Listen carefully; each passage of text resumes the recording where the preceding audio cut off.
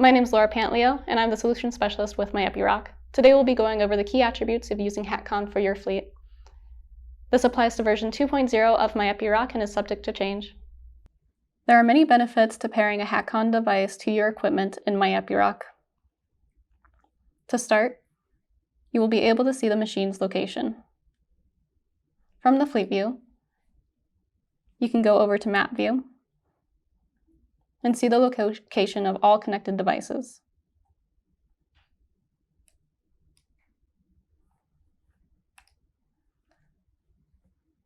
From a machine's profile page, you can see a much closer location of that machine, and you can scroll in and out. You will also be able to log and track metrics automatically. With your connected devices, the Browse Metrics module will show up. Here you'll be able to see a bar graph of your metrics. Below this, you will also be able to see equipment metrics and when they were last updated. Thank you for watching. For more information or assistance, please contact your customer center or dealer.